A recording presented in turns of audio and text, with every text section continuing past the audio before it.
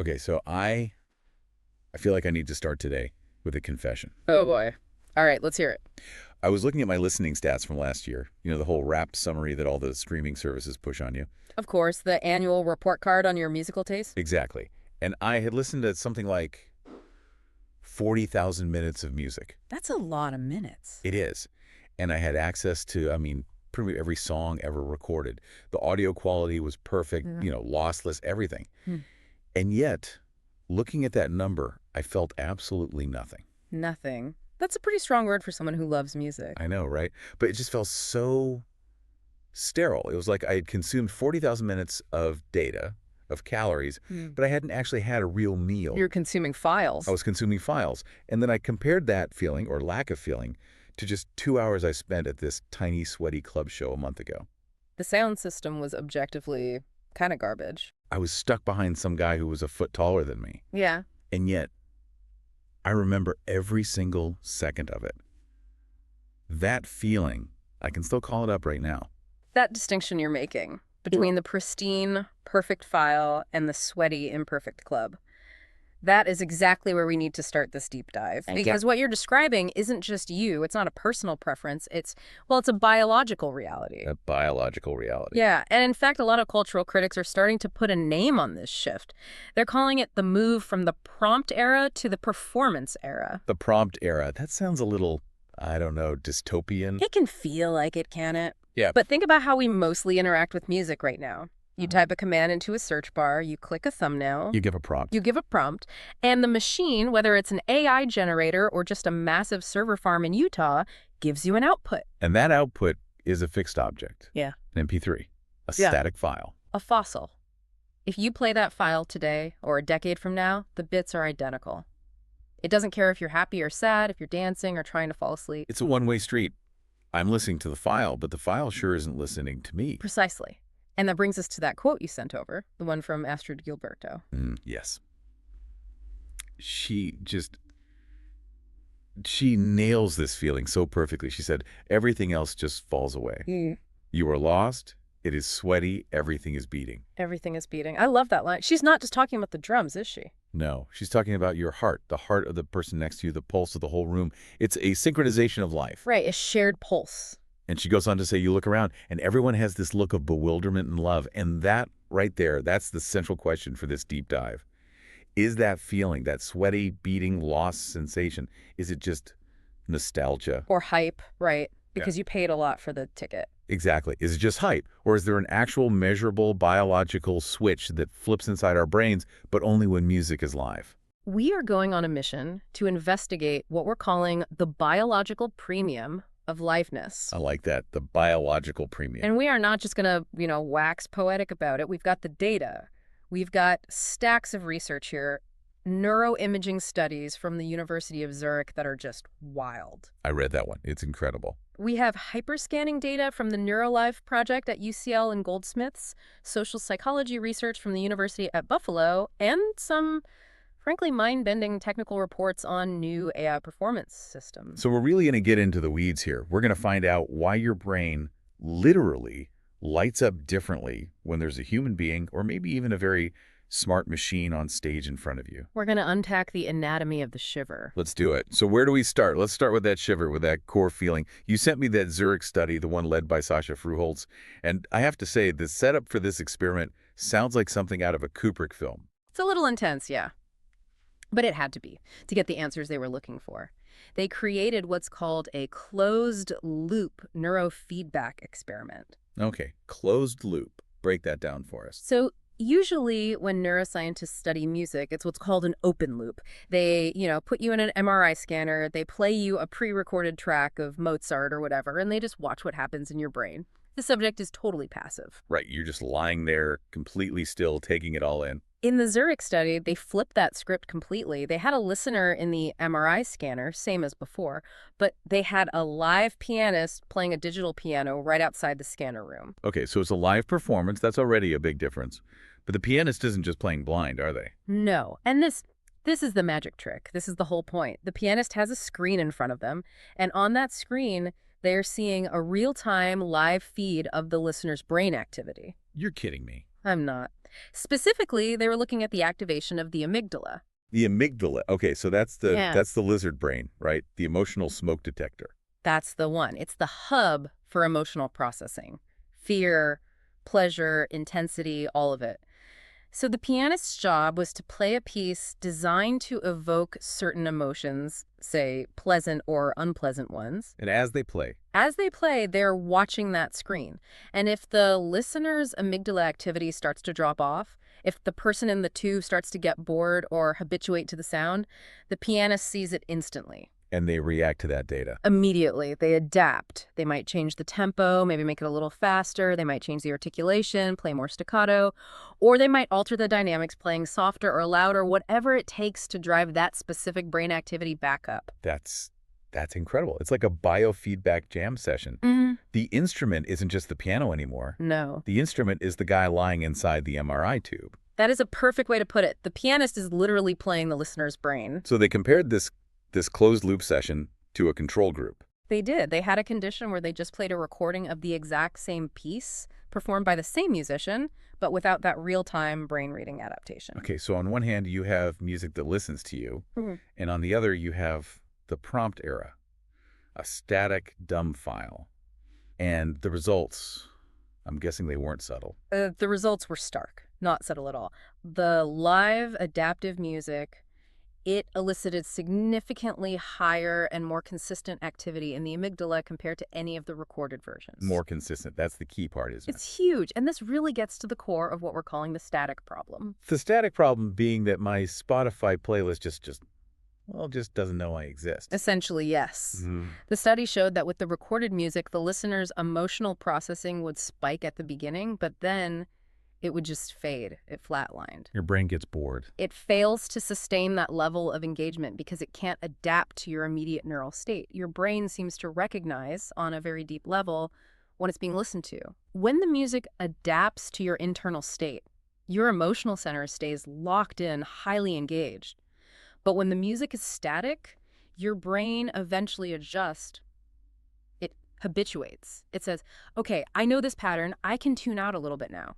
This makes so much intuitive sense. Yeah. It explains why I can listen to my favorite album of all time while I'm doing the dishes and almost forget that it's even playing. Exactly. But at a concert, I'm locked in. I'm hanging on every note. Yeah. But the study said it wasn't just the emotion center that was lighting up, right? This wasn't just about the amygdala. Not at all.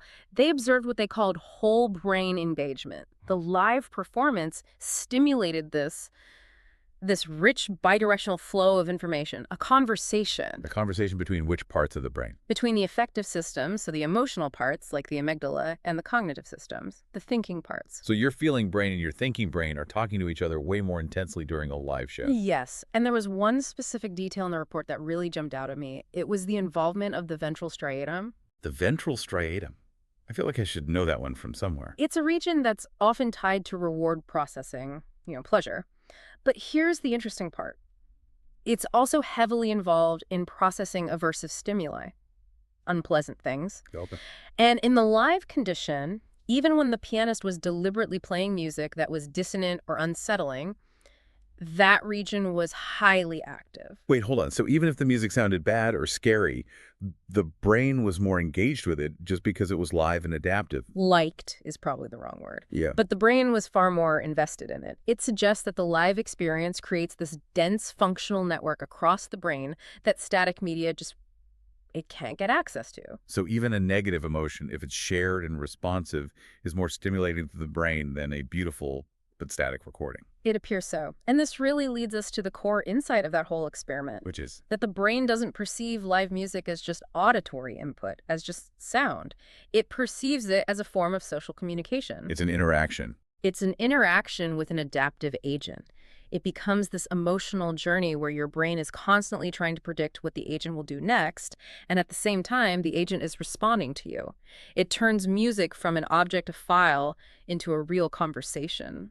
Okay, so that's fascinating. The Zurich study shows us what's happening inside one person's head, that incredible feedback loop between the performer and the single listener. Right. But what happens when you add 1,000 other people to that room? Yeah. Because let's be honest, nobody goes to a festival or a rave to be alone in an MRI machine. I would hope not. We go to be part of the swarm. We go to feel that That collective The thing. swarm, that's a great word for it.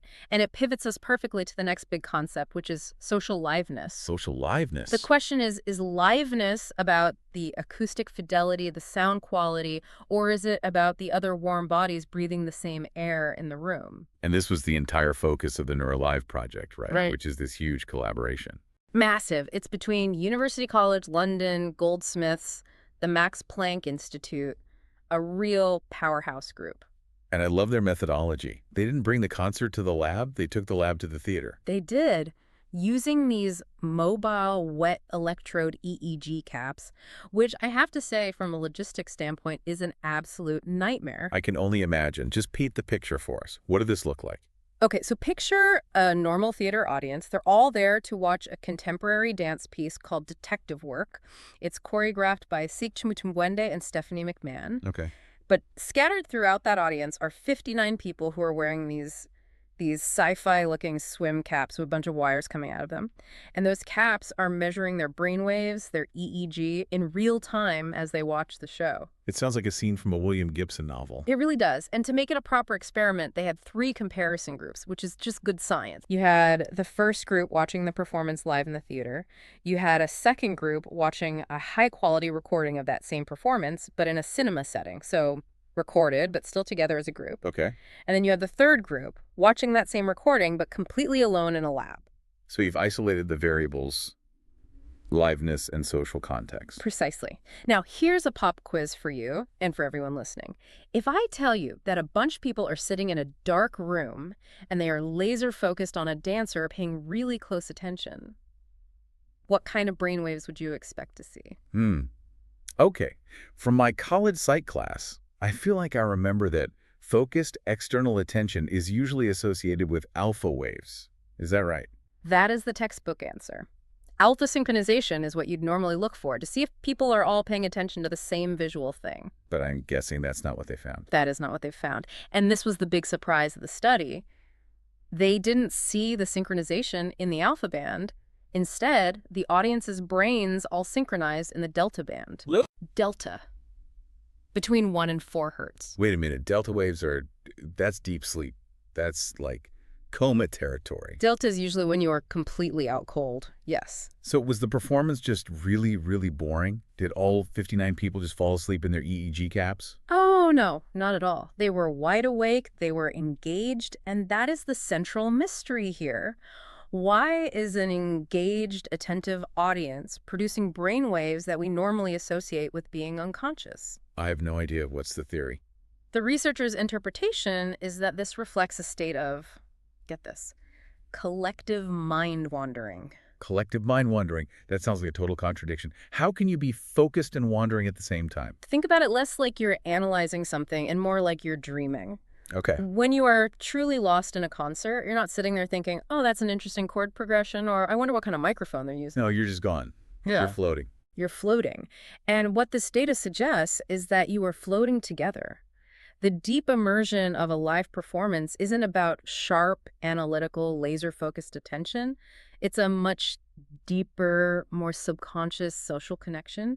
You are all dreaming the same dream at the same time. Your delta waves are locking step with the stranger sitting next to you. That's what the data says. And this is where the social liveness part really comes into play. Here's the kicker. Wait on me. This delta synchrony, it was high in the live theater group, and interestingly, it was also pretty high in the cinema group, the people watching the recording, but still together. Okay, so being in a group matters. But it completely collapsed. It fell apart entirely when people watched that same recording all alone in the lab. Wow, so the recording itself wasn't the deal breaker.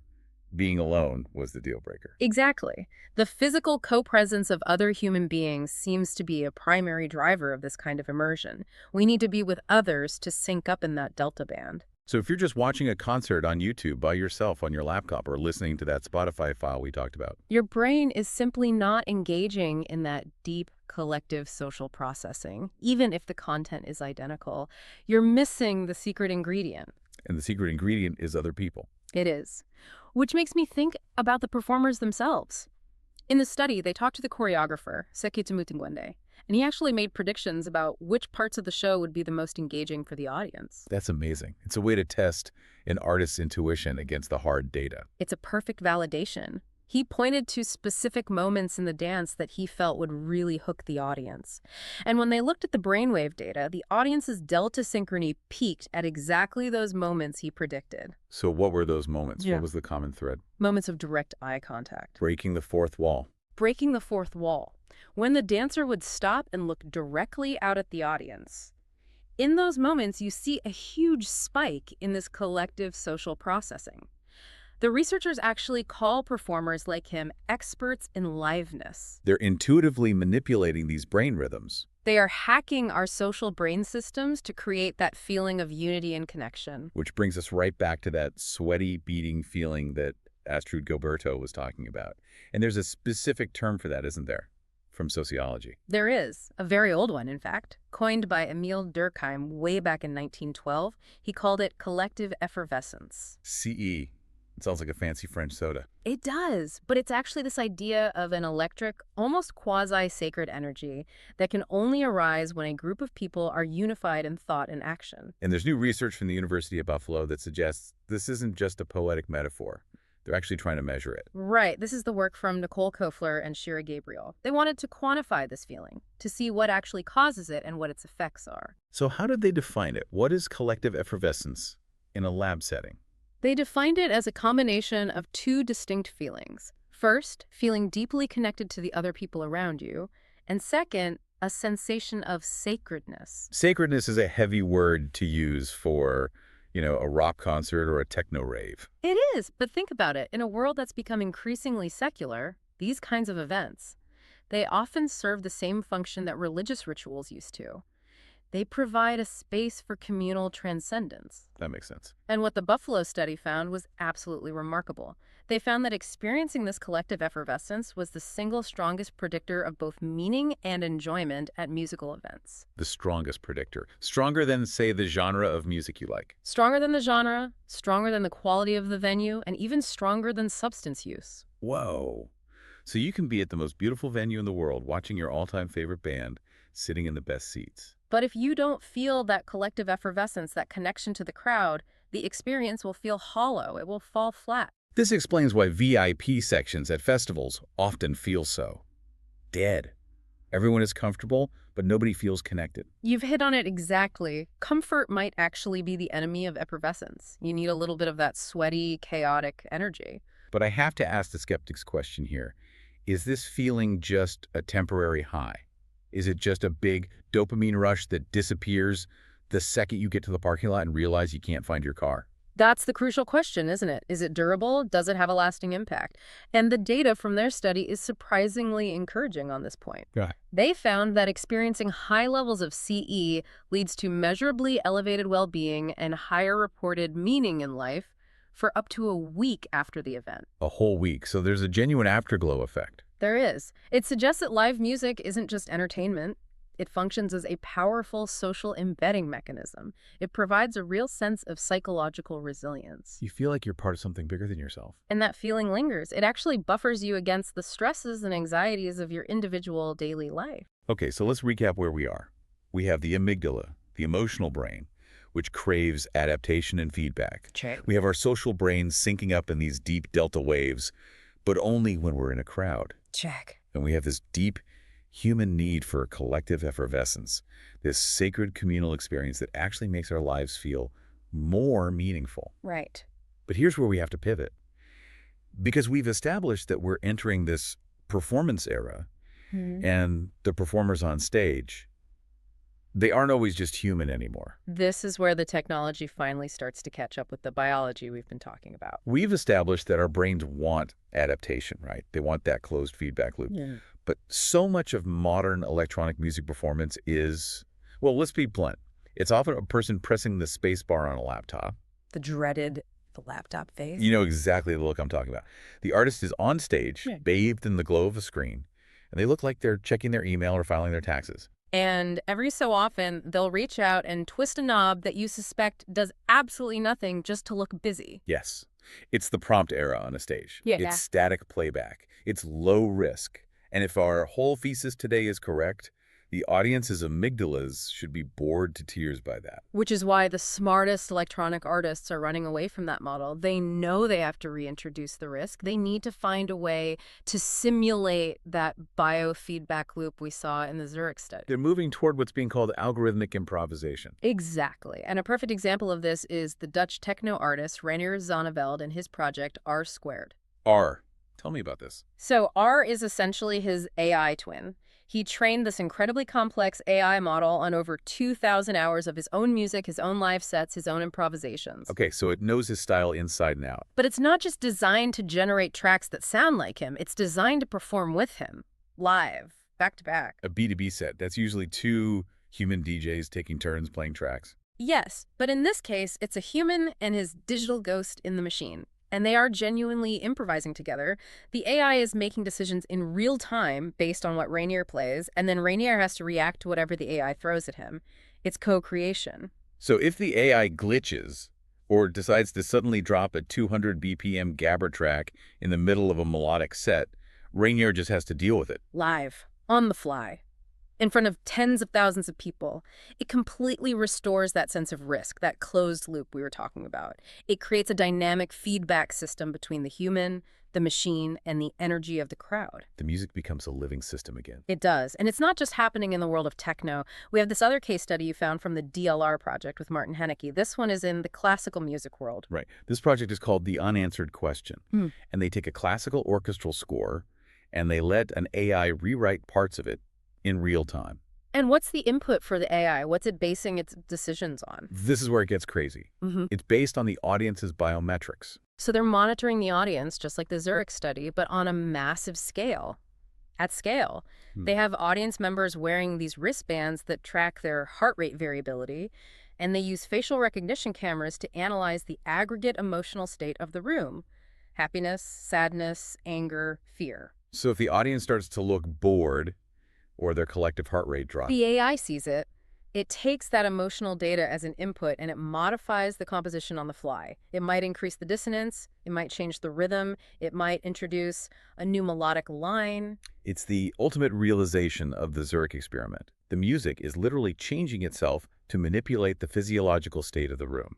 It is both incredibly cool and, you have to admit, slightly terrifying. It's not just a performance anymore, it's a biological control loop. The music is no longer a fixed object. It's a mirror reflecting the room's biology back at itself. And then there's the third example, CAVI. This one felt a little more, I don't know, visceral to me. KV, the co-adaptive audiovisual instrument. This one attacks the laptop face problem from a slightly different angle. It also uses deep learning, but its primary input is SEMG. SEMG, that's muscle activation data, right? Yeah. Exactly. It's reading the electrical signals from the tension in the performer's muscles. Why is that important? Because in a lot of electronic music, you lose that direct visible link between physical effort and sound. If I press a key on a synthesizer gently, or if I smash it with my fist, the note that comes out is often exactly the same. The effort is invisible. But EV reconnects that. It reconnects the flesh and bones to the sound generation. The harder a performer tenses their muscles, the more intense or distorted the sound becomes. It restores the sense of physical struggle. And that struggle is vital for the audience. We need to see the effort. We need to perceive the physical cost of the performance to really engage with it. It taps right into our mirror neuron system. Which I think leads us to the final and maybe most important piece of this whole puzzle. Why? Why do we care so much about the struggle? Why do we seem to prefer the messy, risky, potentially flawed live version over a clinically perfect studio recording? This is a deep philosophical question, but it turns out there's a neurobiological answer. And it brings us to a tiny, obscure part of the brain called the pulvinar nucleus of the thalamus. The pulvinar nucleus. That sounds like something out of a Star Trek episode. It does, doesn't it? It's a little cluster of neurons deep inside the thalamus, and you can think of it as a kind of gatekeeper. It helps regulate your attentional flow and your sense of vigilance. It's the part of your brain that decides what's important enough to focus on and what can be ignored. And what does the pulvinar do during live music? If we go all the way back to that first Zurich study, the one with the pianist and the MRI machine, they found significantly elevated activity in the pulvinar during the live adaptive performances. And the interpretation of that is? The interpretation is that the brain is on high alert. It's paying more attention precisely because of the unpredictability. Because something might go wrong. Because something might go wrong. There is a genuine risk. The human pianist might hit a wrong note. Rainier Zonneveld's AI partner might glitch and hallucinate a completely terrible beat.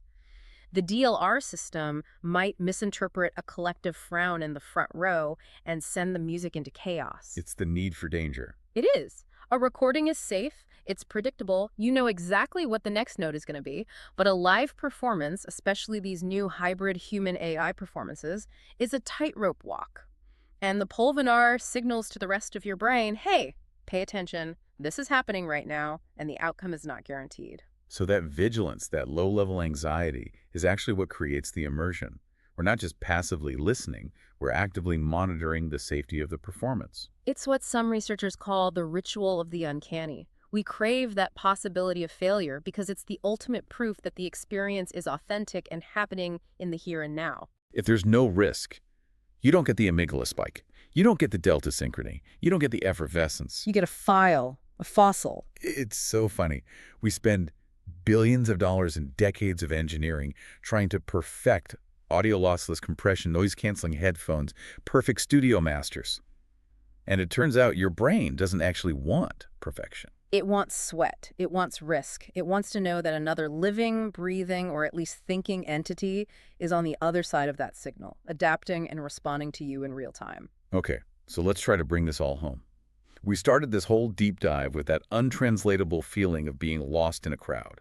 That specific kind of magic that makes you pay $100 to stand in a dark, sweaty room with a bunch of strangers. And we've traced that feeling all the way down into the wiring of the brain. We saw that the amygdala, our emotional core, craves that closed feedback loop.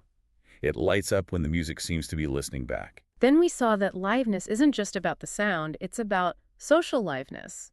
We sync up our brains in the delta band, a kind of collective dreaming, but only when we are physically together. And that synchronization is what creates collective effervescence, a kind of secular sacredness that actually improves our well-being for days afterward.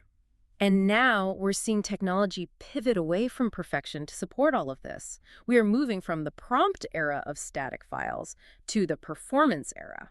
AI isn't just being used to make more perfect songs in a studio.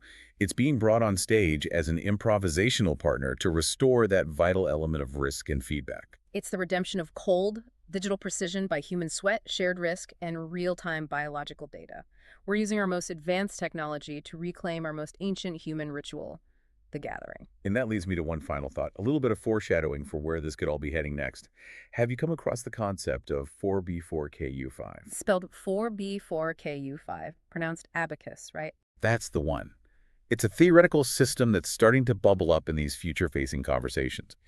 Imagine a system designed not just to generate tracks and not just to improvise with the performer. But to modulate liveness itself. Exactly. To modulate the very conditions for collective effervescence. Imagine a venue, a system that integrates all these inputs we've been talking about. So it's reading the collective brain states, the delta waves. It's reading biometrics from wristbands. It's reading the movement of bodies on the dance floor. All of it. And it's using that massive stream of real-time data to drive an AI that isn't just playing music, but is actively sculpting the emotional and physiological arc of the entire room. So it turns the AI from a passive file exporter into an active engine of collective effervescence. That's the vision. To turn the entire venue into one single massive co-adaptive biofeedback loop, moving from prompts to performances to co-created altered realities. That would be the ultimate expression of the biological premium. The technology would become so integrated that it would completely disappear, and all that would be left is the connection. Everything else just falls away. You are lost, it is sweaty, everything is beating. And everything is connected. Think about that the next time you're standing in a crowd waiting for the lights to go down. You're not just there to watch the show.